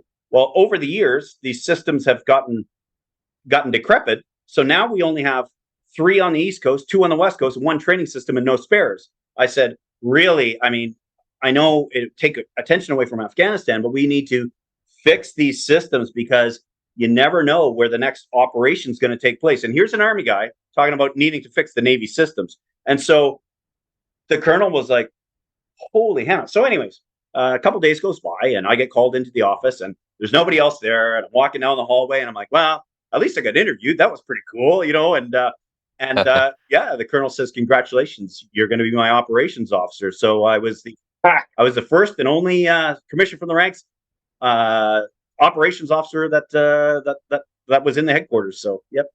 Did they tell you why though? Like why they chose you? Was there something that stood out in particular? Yeah, I was the only person that asked about those naval systems, and I was thinking outside the box about what we need to fix, just in the off chance that something else comes up. And I find a few points here, like throughout our whole conversation, a lot of it comes down to telling the truth. Yep. But like how you deliver it to people is like very important. And I find like even in my own career, that's one of the things I've found. Like some people will go like, you rub everybody the wrong way, or it pisses people off. It's like generally those aren't the people though that I have to worry about. Like the ones who get mad about those things, but the ones who are the real decision makers or other leaders, they're the ones who take that and go like, okay, I want this guy here because he's not going to bullshit me. And that's what's going to save lives or get things done. So Yeah, no, I would agree. The one thing I will mention, so one of the things that I had there in my office was the quote unquote red phone. So anytime anything happened in Afghanistan, like anybody was wounded or killed in action, all the phones went dead from theater for personal intercoms or anything non-operational went dead, with the exception of our red phone. And so our red phone, National Defense Headquarters Intelligence Cell would phone us and give us all the pertinent details of who was killed or wounded, because we had 48 hours to use our intelligence gathering to try and figure out which what can I say, which SIM card was being used, or was it targeted? okay, Or what. yeah, Anyways, so and either myself or the master warrant officer would answer this red phone. But whenever we weren't in office, each weekend, either one of us would have the beeper. And so if the beeper went off, we'd go into the office, into the secure area, answer the red phone or phone National Defense Headquarters. And so everybody who deploys to theater in combat has some degree of PTSD or depending on their mental management capabilities. Like Ben is very good at mental management, and so he doesn't have as many PTSD like I do. But so one time the phone rang, and I was used to this. I hated it, but I was used to this. KIA or wounded, right? And you've got to take details. One time I answered the phone, and I've got PTSD. However, I'm not announcing it because the Army will take care of you, but you're out 365 and a day later, and I need to provide food put food on the table for the kids, right? yeah, I answered the phone. One of the KIA was a good friend of Ben and I's, Frank Mellish, and I just broke down in tears. And the master warrant officer grabbed the phone from me, and the captain at the other end was like, "What's wrong with the major?" And the MWO was like, "Oh no, he got called up by the commander." And at that moment in time, I just told my commander, I said, "I need to take a couple of days off." Like it's a lot. If I can say one thing, is the Canadian Army is so small that when we have people, really, really good people like Frank Mellish, that pass, I don't think the average Canadian citizen realizes how much they sacrifice, because he didn't just sacrifice himself in Afghanistan. He was a sergeant from the Royal Canadian Regiment who took over from my section in Yugoslavia, and he bought a 40-pounder of rum for my stag. Like, people don't realize just how much sacrifice certain soldiers put in to yeah. I think that's a tough part about these jobs where it's service and sacrifice. And, for the maybe in looking at it from a really big point of view, you're just kind of seen as a number a lot of the time, or you can be. You're just a cog in the machine. Unless you have the right bosses around, or right leadership or chain of command, and they really kind of take stock of like, okay, these people, the ones here, they're the ones who are holding it together. But I've got all these other people around kind of doing these smaller tasks. But this is one of my gripes, kind of like in the police service. A lot of the time they're willing to just move a person out and just bring somebody in. And it's like, you can't just fill spots like that, right? Like it matters who the person is, and you need the right person, the right time, and the right position to do some of these jobs. Yeah. Absolutely. Remember I said when the lieutenant colonel took over from the brigadier general, and the NDHQ said, "No, you will be in charge." And I said, how good to go the Army was. Well, on my last tour in Afghanistan, I was in Kandahar. I was in the rear with gear. I brought around special intelligence files to the commander, to the Department of Foreign Affairs, to CSIS, to CSE. I did that. That was my job. So at the time, the military wasn't taxing anything. I made more money than you could shake a stick at. However, they did that on purpose to try and motivate people to deploy to Afghanistan. So remember, what I said about fire team partners, you're always looking out for each other. It was broken. We didn't have fire team partners looking out for each other. We had people worried about how much they were going to make. That was enticing them to go back to Afghanistan. And I kid you not, the guy I took over from, I won't name names, but the guy I took over from, I knew him. He cleared out his locker, so I took over the ISO and moved in.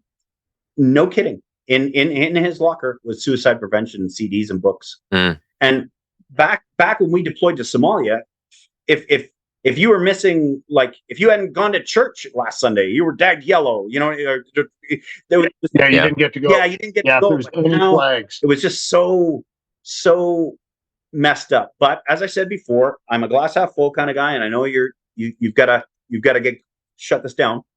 I will just say, so my in-chop brief. So this is the briefing you get when you first show up. I was at the newly built Canadian theater, which held about 280 people. There was a Canadian intelligence corporal. That's the second highest rank you can get to, giving his intelligence portion of the brief. There was myself and maybe 15 other Canadians. The rest were all U.S. service people from the 10th Mountain Division, sergeants and captains taking notes like 90. And I thought to myself, there's not too many Canadians who get to say they saw this today. This is awesome. This is freaking awesome.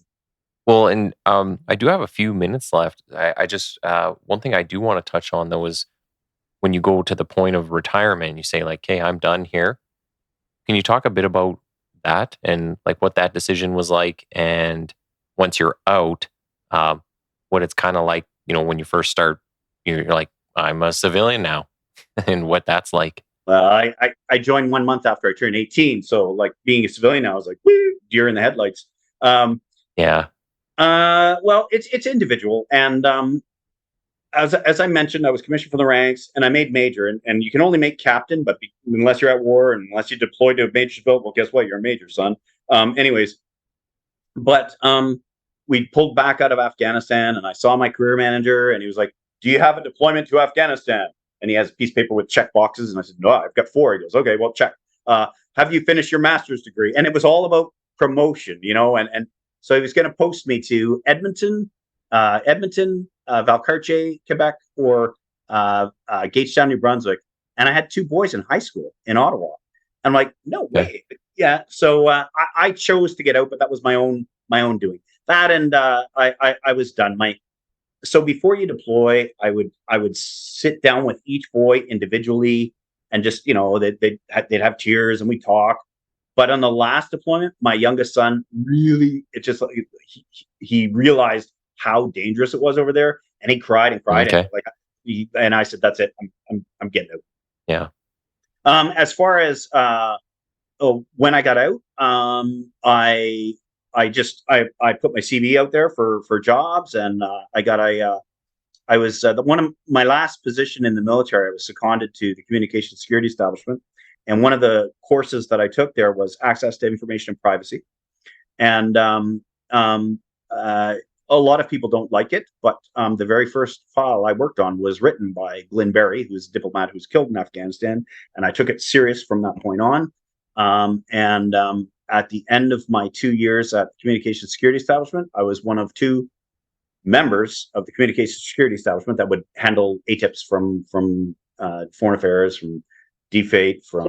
So what you're saying, Jake, is when other parts of the government or individuals would request access to information or privacy items saying, "Hey, give us all the notes from Gwyn Berry between these dates," you'd be the one who would go through and vet them and redact the important parts, right? Okay, clear. Yeah. So I can't get into too much detail about that, but essentially, if somebody sends a document from, say, the embassy in Islamabad, Pakistan, it's written by one person, but there are many contributors to it. There's a contributor from CSIS. There's a contributor from CSE. There could be contributors from the Department of National Defense. So, and so it goes to all these agencies. It's farmed out. And can you please redact anything that's classified? Okay. All right. If it were requested by, say, somebody from the Toronto Sun. Yeah. Yeah. So what have you been up to since then, and where are you kind of at now? Well, I unfortunately I applied to Vernon Search and Rescue, and that's where I've met many good friends. Two two really, really best friends. Jeff is a retired Edmonton Police Service officer, and Ross started out as an ambulance attendant, became a nurse in northern Saskatchewan and Nunavut, and he retired as second in command of Health Canada. So those are my two buddies. I just had breakfast with them this morning. Yeah, and I'm on the rope rescue team. So we go over the edge of cliffs and stuff, and it's good because I feel as though I'm giving back to society in general. Because I might have been a soldier, but I was paid by taxpayers' dollars, so it makes sense for me to volunteer to help these people out now. I'm also a member of a few board of directors. I'm the vice president of the Princess Patricia's Canadian Light Infantry Association, and so we give educational bursaries. We look after veterans in need or homeless veterans, and we do a bunch of other things. Like there was a Korean War memorial that took place this year where there were Canadian students, and a few Patricias went, retired Patricias. So we do different things like that. I'm on the board of directors of the Southern Interior Veterans Society, and that's looking out for veterans and their families in the North Okanagan and the homeless, essentially. So you're not busy at all, then. No. I'm on like one board, and that's enough work for me. So but you still work. I'm retired. yeah. No, you know what? We're just coming up to the end of time, but I want to say that I think that it's amazing stories, and I'm really glad we could get you on here to tell some of your career, because there's endless amounts, I'm sure, of stories, and I think it's very important to have these out there and recorded for legacy pieces, right? And something you can give to family, they can listen to for a long, long time to come. So yeah, I just want to make sure you get to say thank you and appreciate Ben for finding you and getting you on here. So that's really good. He had to convince me for a while. Yeah. Well, I'm hoping it was worth it.